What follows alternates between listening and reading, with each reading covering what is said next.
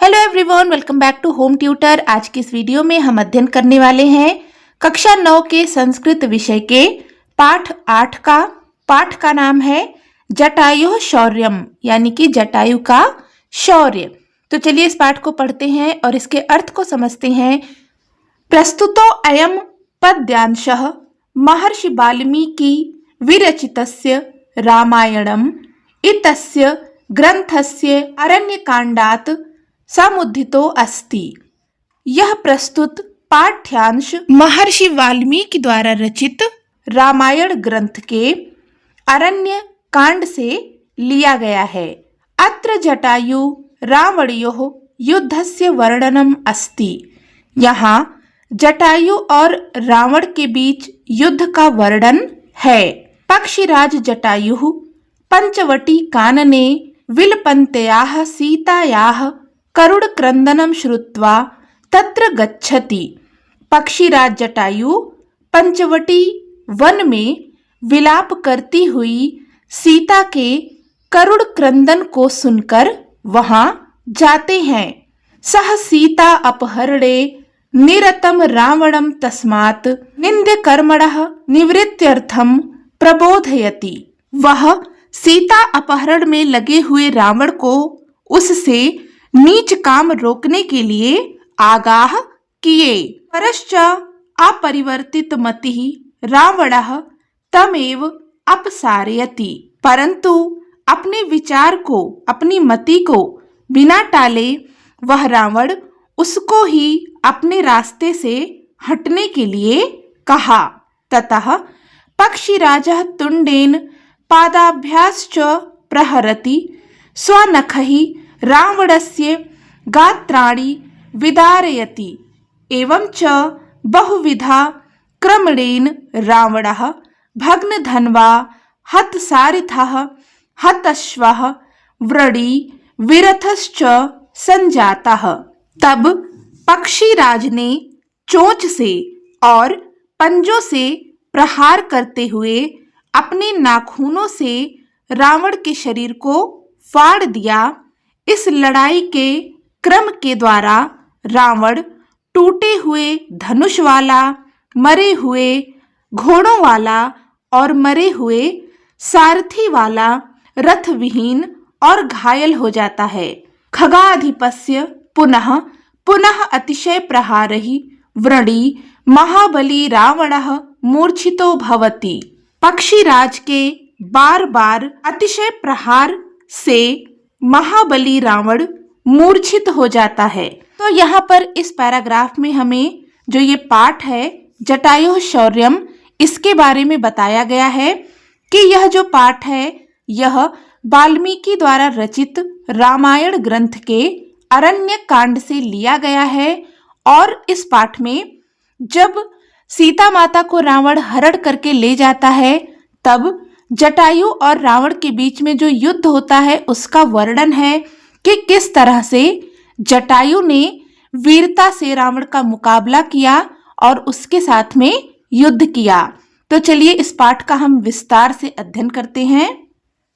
सा तदा करुणा वाचो विलपन्ति सुदुखिता वनस्पति गतम गृद्धम ददर्श आयत लोचना।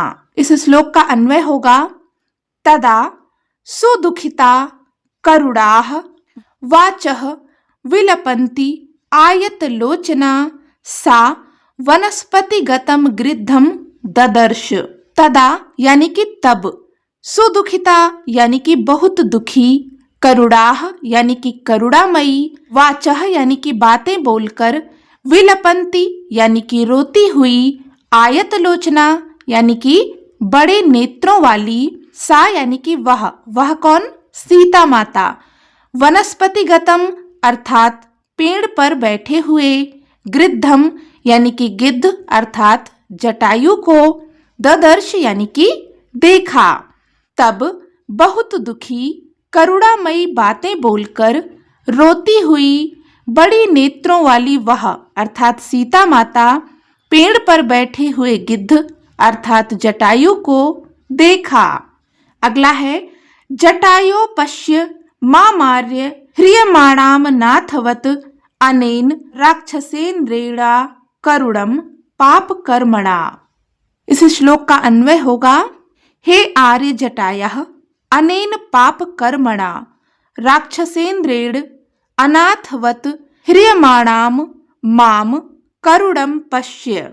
हे आर्य जटायः अर्थात हे आर्य जटायु, अनेन अर्थात इस, पाप कर्मणा अर्थात पापी, राक्षसेन्द्रेण अर्थात राक्षसों के राजा के द्वारा, अनाथवत अर्थात अनाथ के जैसे, ह्रियमाणाम अर्थात हरण की जाती हुई या अपहरण करके ले जाती हुई, माम करुणम अर्थात मुझ बेचारी को, पश्य यानी कि देखो।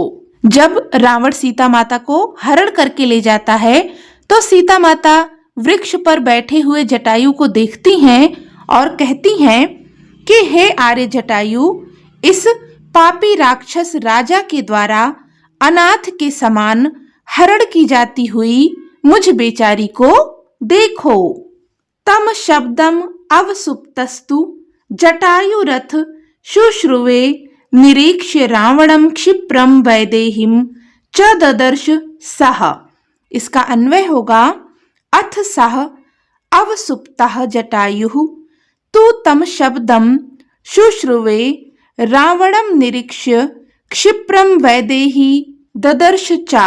अथ सह अर्थात इसके पश्चात वह, अवसुप्तः यानी कि सोया हुआ, जटायु यानी कि जटायु ने, तो यानी कि तो, तम यानी कि उनकी, शब्दम यानी कि शब्द को, शुश्रुवे यानी कि सुनकर, रावणम रावण को, निरीक्ष्य देखकर, क्षिप्रम अर्थात जल्दी से, वैदेही यानी कि माता सीता को, ददर्श देखा, च यानी कि और, फिर वह सोया हुआ जटायु तो उनकी आवाज सुनकर और रावण को देखकर जल्दी से सीता माता को देखा। जब सीता माता ने आवाज दी कि हे जटायु, यह जो पापी है, राक्षसों का राजा है, मुझ बेचारी को हरण करके ले जा रहा है और मुझ बेचारी को देखो, तो उनकी आवाज सुनकर के जटायु जो कि सोया हुआ था उसने सीता माता को देखा। ततः पर्वत श्रृंगाभस्तीक्ष्ण तुंडः खगोत्तमः वनस्पतिगतः श्रीमान्य व्याजहार शुभाम गिरम। इसका अन्वय होगा, ततः वनस्पतिगतः पर्वत श्रृंगाम तीक्ष्ण तुंडः श्रीमान खगोत्तमः शुभाम गिरम व्याजहार। ततः यानी कि तब, वनस्पतिगतः अर्थात पेड़ पर बैठे हुए, पर्वत श्रृंगाम अर्थात पर्वत की चोटी के समान ऊंचे, तीक्ष्ण तुंडः अर्थात नुकीले चोंच वाले, श्रीमान खगोत्तमः अर्थात पक्षीराज, शुभाम गिरम अर्थात अच्छे वचन, व्याजहार यानी कि कहे। तब पेड़ पर बैठे हुए, पर्वत की चोटी के जैसे ऊंचे नुकीले चोंच वाले पक्षीराज ने अच्छे वचन कहे। निवर्तय मतिम नीचाम परदाराभिमर्शनात् न तत् समाचरे धीरो यत परो अस्य विगहरेत। इसका अन्वय होगा, परदाराभिमर्शनात् नीचाम मतिम निवर्त्य धीरः तत् न समाचरेत यत् अस्य परः विगह्रेत। परदाराभिमर्शनात् अर्थात दूसरे की पत्नी छूने से, नीचाम मति अर्थात नीच बुद्धि को, निवर्त्य अर्थात रोको, धीरः अर्थात धीर पुरुष, ततना वह नहीं, समाचरेत करते हैं, यत जो कि, अस्य परः दूसरों के द्वारा, विगहरेत यानी कि निंदा करने योग्य हो। पक्षीराज जटायु रावण को समझाते हुए कहते हैं कि दूसरे की पत्नी को छूने की जो नीच बुद्धि है, नीच सोच है, इसको रोको, क्योंकि जो धीर पुरुष होते हैं, जो शांत मन वाले पुरुष होते हैं, वह काम नहीं करते जिसकी दूसरों के द्वारा निंदा की जाए। अगला है वृद्धो अहम त्वम युवा धन्वी सारथः कवची शरी न चाप्यादाय कुशली वैदेहिम में गमिष्यसि। इसका अन्वय होगा अहम वृद्धः त्वम युवा कवची सारथः धन्वी शरी अपि च मे वैदेहिम आदाय कुशली न गमिष्यसि। अहम यानी कि मैं, वृद्धा यानी कि बूढ़ा हूँ, त्वम यानी कि तुम, युवा यानी कि जवान हो, कवची यानी कि कवच धारण किए हुए हो, सरथः अर्थात रथ के साथ, धन्वी शरी अपि अर्थात बाण भी लिए हुए, च यानी कि और, मैं यानी कि मेरी, वैदेही यानी कि सीता माता को, आदाय यानी कि लेकर, कुशली अर्थात कुशलता पूर्वक, न यानी कि नहीं, गमिष्यसि यानी कि जाओगे। पक्षीराज जटायु रावण से कहते हैं कि मैं बूढ़ा हूँ, तुम जवान हो, कवच धारण किए हुए हो और रथ के साथ बाण भी लिए हुए हो, लेकिन मेरी सीता माता को लेकर कुशलता पूर्वक तुम यहाँ से नहीं जाओगे।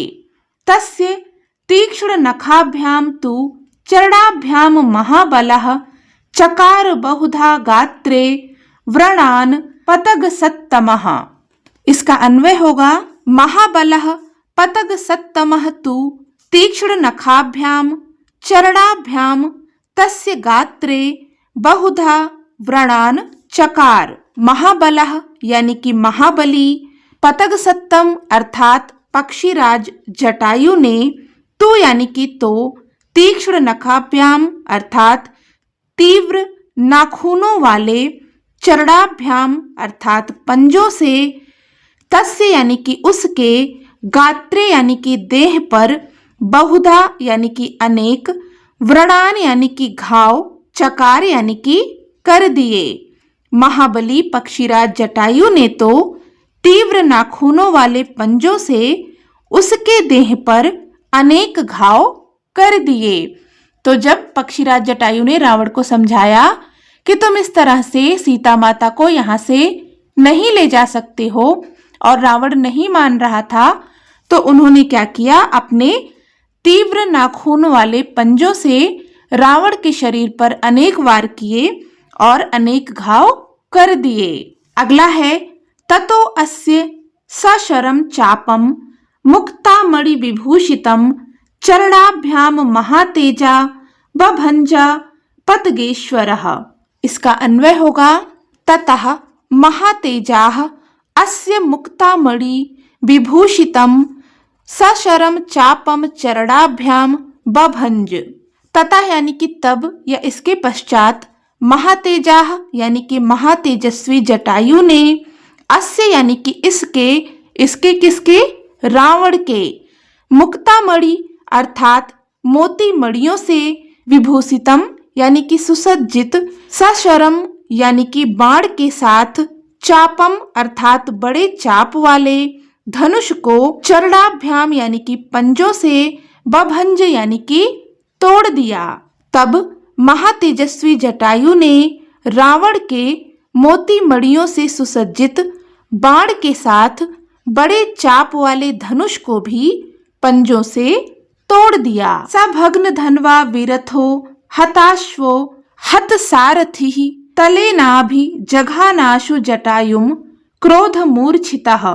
इसका अन्वय होगा सहभग्न धनवा हताश्वः हत सारथिः वीरथः क्रोध मूर्छितः आशु तलेन जटायुम अभिजघान। सह यानी कि वह, भग्न धनवा अर्थात टूटे हुए धनुष वाला, हताश्वाह अर्थात मारे गए घोड़ों वाला, हत यानी कि मरे हुए, सारथी यानी कि सारथी वाला, विरथः अर्थात बिना रथ के, क्रोध मूर्छितः अर्थात क्रोध से भरा हुआ, आशु यानी कि तुरंत, तलेन जटायु अर्थात थप्पड़ से जटायु को, अभिजघान अर्थात मारा।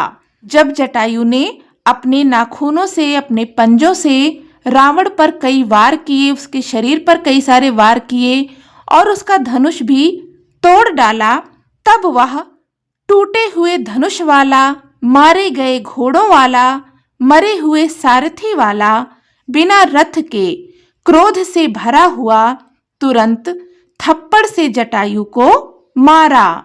जटायुवस्तमतिक्रम्य तुंडेना अस्य खगाधिपः वाम बाहून दश तदा व्यपाहरद अरिंदमः। इसका अन्वय होगा अरिंदमः खगाधिपः जटायुः तम अतिक्रम्य अस्य दश वाम बाहून तुंडेन व्यपाहरत। अरिंदमः अर्थात दुश्मनों को हराने वाले, खगाधिपः अर्थात पक्षियों के राजा जटायु यानी कि जटायु ने, तम यानी कि उस, अतिक्रम्य यानी कि प्रहार को बचाकर, अस्य यानी कि इसके अर्थात रावण के, दश यानी कि 10, वाम बाहून अर्थात बाई बाहों को, तुंडेन यानी कि चोंच के द्वारा, व्यपाहरत अर्थात उखाड़ दिया। दुश्मनों को हराने वाले पक्षियों के राजा जटायु ने उस प्रहार को बचाकर इसके अर्थात रावण के 10 बाई बाहों को चोंच के द्वारा उखाड़ दिया। तो इस प्रकार से हमने यहाँ पर इस पाठ का अध्ययन कर लिया है, इसके अर्थ को समझ लिया है। इसका जो अभ्यास कार्य है इसे हम करेंगे अपने अगले वीडियो में। साथ ही आज के इस पाठ से संबंधित अगर आपको कोई भी डाउट है तो आप कमेंट करके पूछ सकते हैं। और अगर ये वीडियो आपको हेल्पफुल लगी हो तो प्लीज़ इसे लाइक कर दीजिएगा, अपने दोस्तों के साथ में शेयर कर दीजिएगा और अगर चैनल पर पहली बार विजिट कर रहे हैं तो सब्सक्राइब भी कर लें। मिलते हैं नेक्स्ट वीडियो में, तब तक के लिए take care and bye bye.